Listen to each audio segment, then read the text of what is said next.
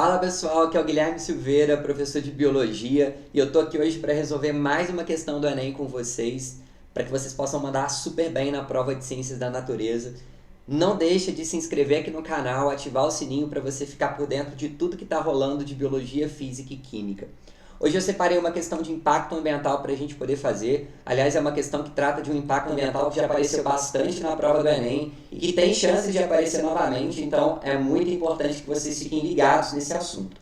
Vamos ler uma questão? A questão é uma questão da prova do Enem PPL de 2019. É uma questão fácil, mas a gente vai aproveitar para poder relembrar o impacto que está relacionado com essa questão. Observe o esquema que ilustra duas situações no ambiente marinho.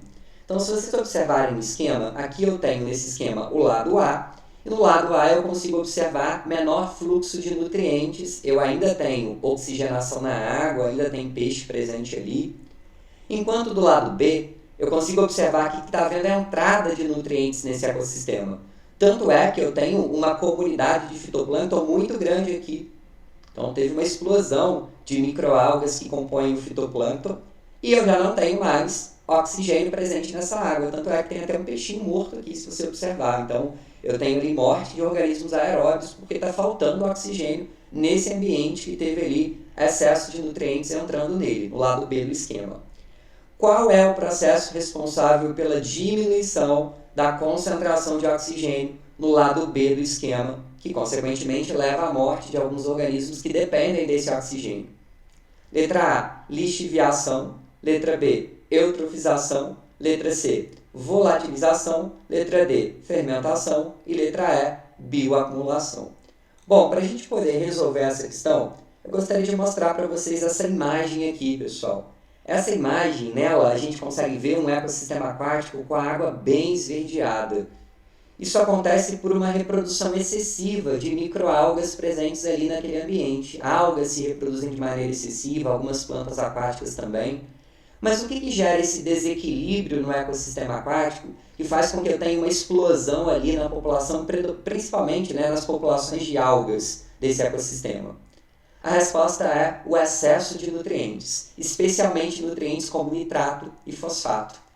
Quando eu tenho esse excesso de nutrientes, que é o que eu estou observando aqui na imagem, essa entrada de nutrientes nesse ecossistema, o impacto ambiental que está relacionado a isso é chamado de eutrofização.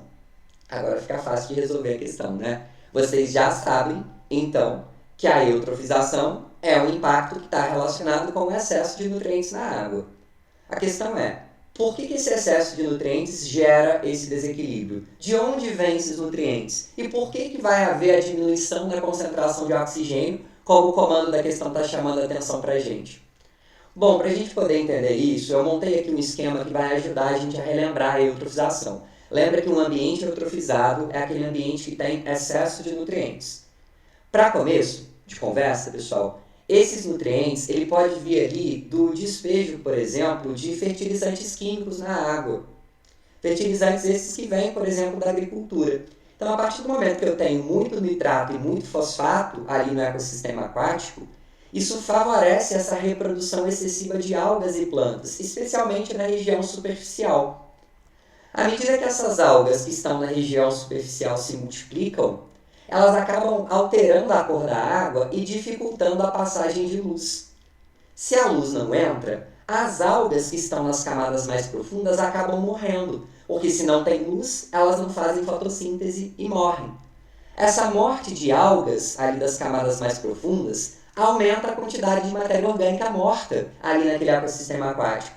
E se eu tenho mais matéria orgânica morta, essa matéria orgânica morta precisa ser decomposta.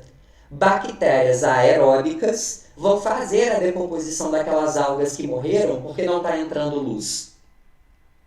Essas bactérias aeróbicas, no processo de decomposição aeróbia, elas vão consumir o oxigênio. Então vai haver um aumento na demanda por oxigênio ali naquele ecossistema.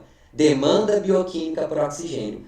As bactérias decompositoras vão demandar oxigênio para poder fazer decomposição. Isso ocorre porque eu tive ali um aumento na matéria orgânica morta. À medida que essas bactérias decompositoras vão consumindo o oxigênio que está na água, cai a concentração de oxigênio dissolvido, o OD, diminui o OD, o oxigênio dissolvido na água, e quem depende desse oxigênio, que são os aeróbios, acabam morrendo, como os peixes, por exemplo. Aí entra em ação decompositores anaeróbicos, bactérias que não vão demandar o oxigênio para fazer a decomposição, porém vão liberar gases que vão provocar um mau cheiro. Então esse aumento da quantidade de matéria orgânica morta pode ser por consequência das algas que morreram pelo fato da luz não estar entrando. Ou pode ser também pelo despejo de esgoto ali na água. Quando eu jogo esgoto doméstico, por exemplo, que tem muitas fezes, eu vou ter muita matéria orgânica morta. Isso vai aumentar a demanda por oxigênio, porque os decompositores vão precisar decompor aquela matéria orgânica morta. E aí cai a concentração de oxigênio na água e os peixes acabam morrendo. Peixes e outros animais, né? Que dependem daquele oxigênio. Então, eu até coloquei uma observação aqui. Esse aumento da matéria orgânica morta inicialmente provoca o aumento pela demanda por oxigênio, a demanda bioquímica por oxigênio aumenta, porque os decompositores aeróbios vão gastar oxigênio, e com o tempo o nível de oxigênio na água vai diminuindo, vai caindo.